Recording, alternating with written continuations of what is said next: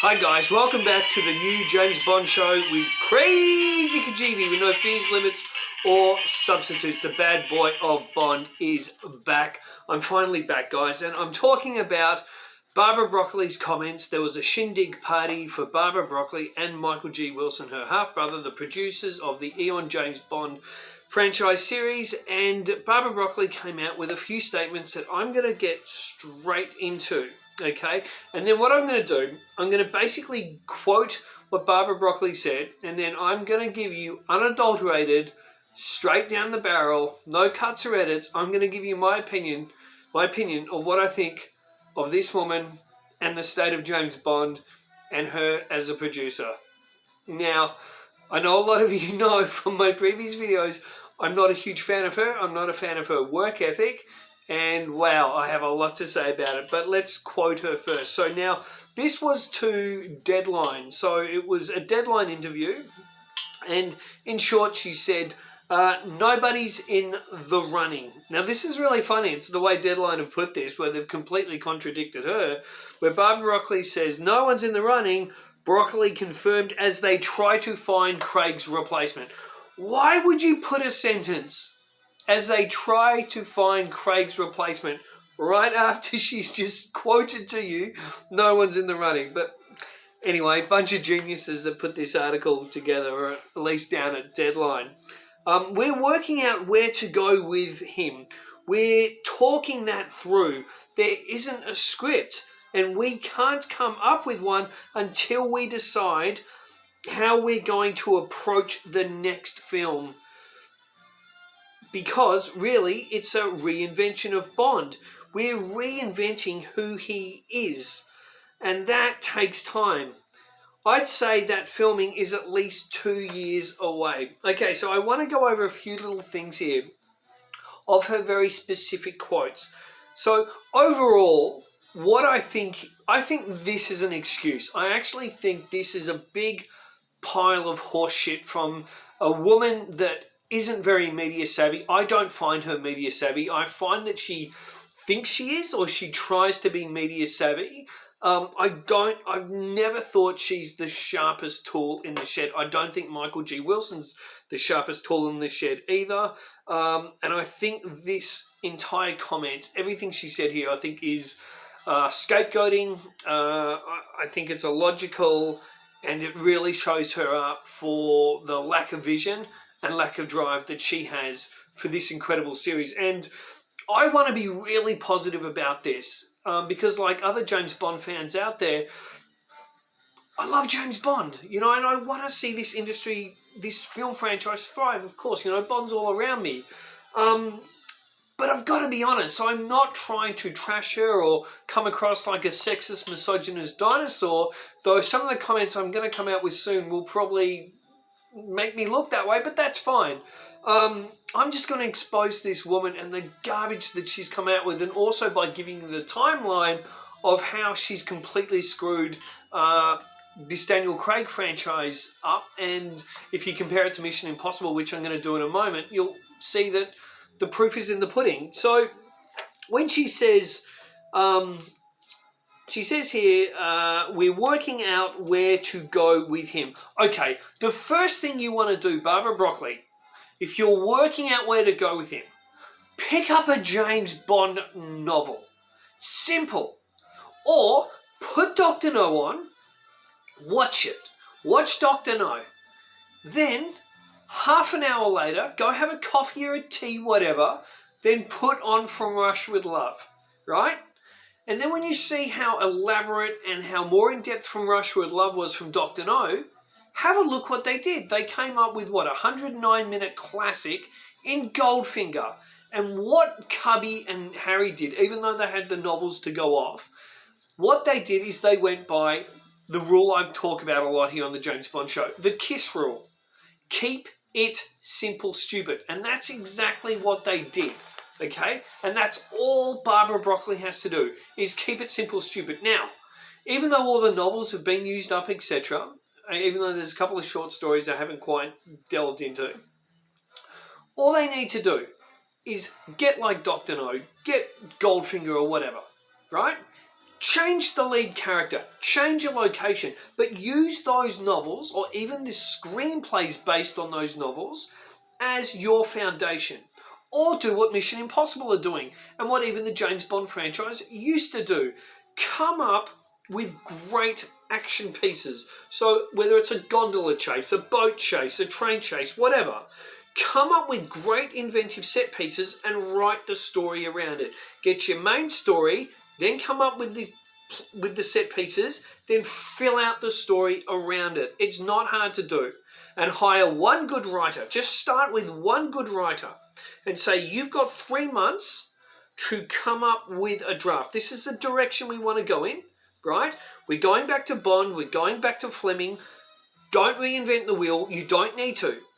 Through the 60s, 70s, 80s, 90s, so on, Bond stayed pretty much who he was. It's only in Barbara Broccoli's Me Too era reign where she's come in and she's tried to change the character and make him what he's not. And that's why I feel she's in a real quandary here and coming out with phrases like, it's a total reinvention. I'll go through her comments here. And we can't come up with one until we decide how we're going to approach the next film because really it's a reinvention.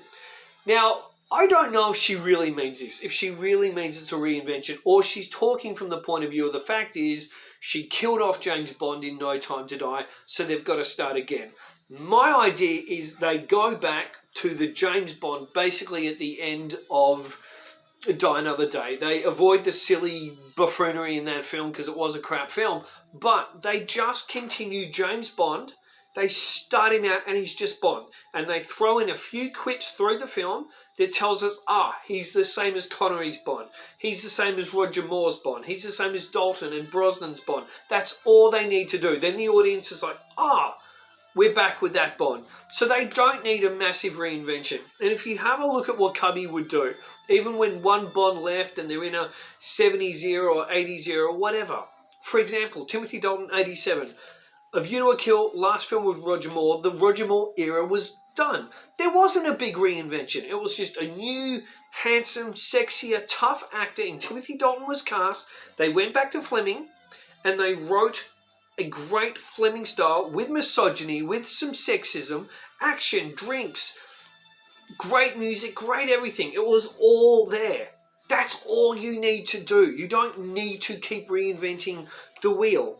So she went on to say, we're reinventing who he is. That is your biggest mistake. If you're literally going to reinvent who he is, that is a shocking mistake.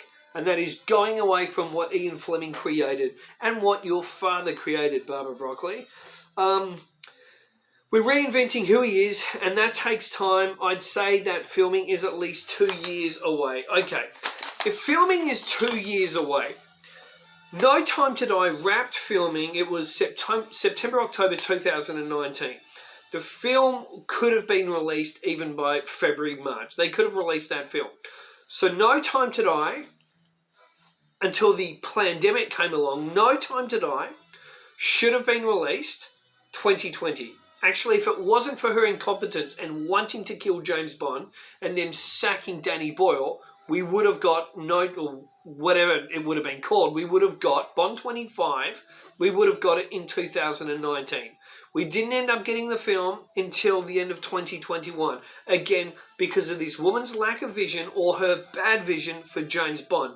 And even though I do like No Time to Die as, a one-off film, even though it isn't connected, I still have big issues with certain parts of it. But I do like elements of it, but I don't agree with them killing Bond. I think the way they did it worked and emotionally it grabbed me, but still I don't think you ever kill off James Bond. Now they've done it, go back to basics. That's all they need to do. But what they've done, if you count, they had that film finished and they had to wait for 1.5 years to release it.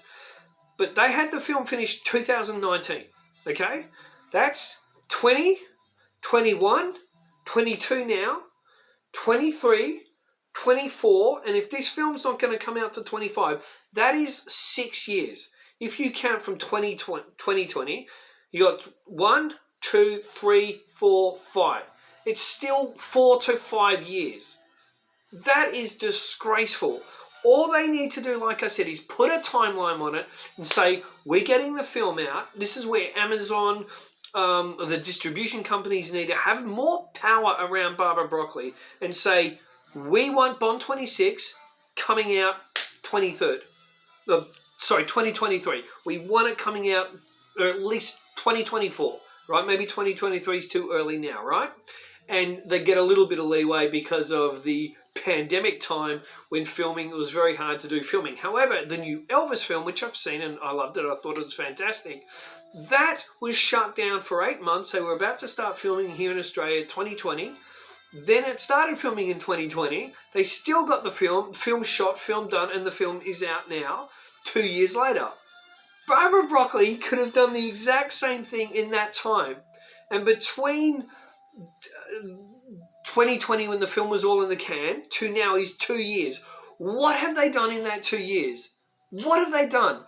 What they've done is theatre crap. And now they're doing a James Bond series, like an around the world series where you're going into James Bond locations or whatever. And they're doing that with Amazon. Now, even though I like the sound of that, they don't need to be over that. Barbara and Michael should sign off on that, go away, producers, go make that, do what you want. They should have very little to anything to do with that. Leave it with Amazon and capable producers and just maybe have a little bit of an earshot and oversight on it, but you don't need to get involved. She has no vision. Now, when you look at the Mission Impossible films, since I think it was Ghost Protocol. I think Ghost Protocol came out, I think it was around 2014-15. Ghost Protocol, Rogue Nation, Fallout, 3 films in that time. So from 2014-15, 3 films in that time. And now we're getting Mission Impossible 7 Dead Reckoning Part 1. And then the year, so we're getting that 2023. Then in 2024, they're bringing out Dead Reckoning Part 2. That is what, 5 Mission Impossible films in that time. Since like 2015. 5 Mission Impossible films within a 7-year period. 7 to 8 year period. That is incredible. And you look at the size and the scope of those films and the reality of those films with the CGI being very limited and it all basically being as much as possible shot in camera. Now, one of my predictions on the James Bond show over a year and a half ago was that Top Gun Maverick would wipe No Time to Die at the box office. And I said several reasons for it. Now, Top Gun Maverick, which is, to me, it's my second or third favourite film of all time. It is an